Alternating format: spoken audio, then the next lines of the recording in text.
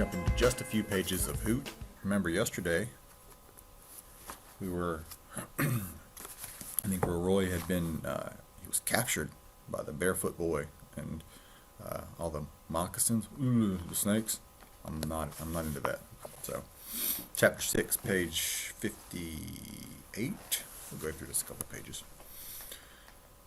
At breakfast the next morning, Roy asked if it was against the law for a kid his age not to go to school. His mother said, "Well, I'm not sure if it's an actual law, but..." "Oh, yes it is," his father cut in. "Truancy is what it's called. Can you be put in jail?" Roy asked. "Usually they just put you back in school," Mr. Eberhart said. Half jokingly, he added, "You weren't thinking of dropping out, were you?" Roy said, "No, school's all right." "I bet I know what this is about," Mrs. Eberhart said. "You're worried about bumping into that Matherson boy again. See, didn't I tell you the apology letter was too assertive?" "The letter was just fine," Roy's father said, spreading open the newspaper. "If it was just fine, then why is Roy so scared? Why is he talking about dropping out of school?" That's what you love about parents. He just asked a question, and now he's dropping out of school. "I'm not scared," Roy said, "and I don't want to drop out of Trace Middle. It's just..." His mother eyed him. "What?" "Nothing, Mom." Roy decided not to tell his parents about the encounter with Mullet Fingers, the running boy. Being in law enforcement, Roy's father probably was required to report all crimes, even truancy. Roy didn't want to get the kid in trouble.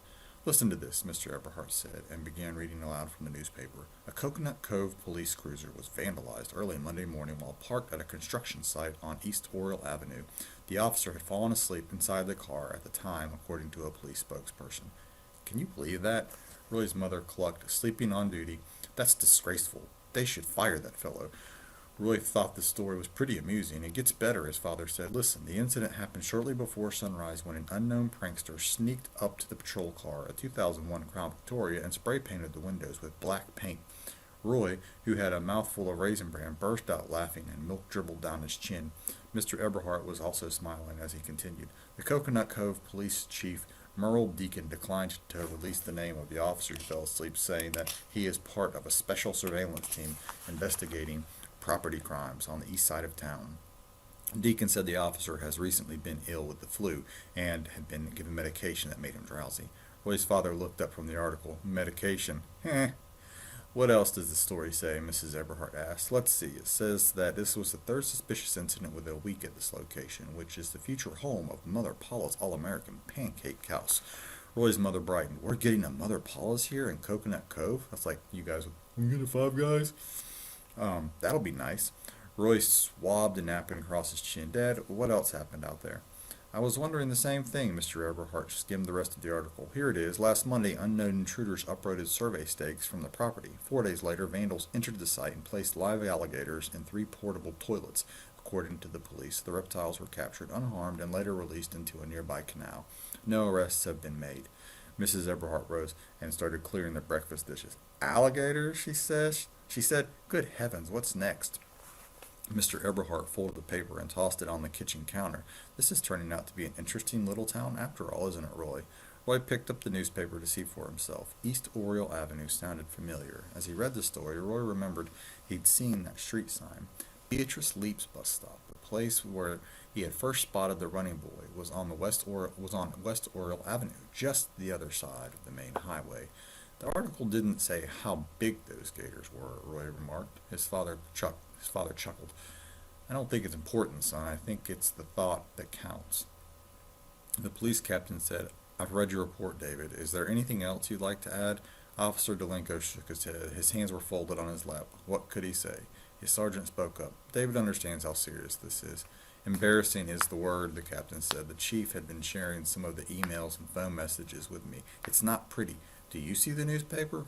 Did you see the newspaper?" Officer Delenko nodded. He had read and reread the article a dozen times. Each time it made his stomach churn. "You probably noticed that your name wasn't mentioned," the captain said. "That's because we refused to release it to the media." "Yes, thank you," Officer Delenko said. "I'm very sorry about all this, sir." "And you read Chief Deacon's explanation for what happened. I assume you're comfortable with that?" "To be honest, sir, I haven't had the flu, and I wasn't taking any medication yesterday." "David," the sergeant cut in, "if the chief says you were taking flu medicine, you were definitely taking flu medicine. And if the chief says that's why you fell asleep in your patrol car, then that's exactly what happened. Understand?" Oh, yes, yes, sir. The captain held up a yellow slip of paper. This is a bill from the Ford dealership for $410. They got the black paint off your windows. That's the good news. Took them all day, but they did it.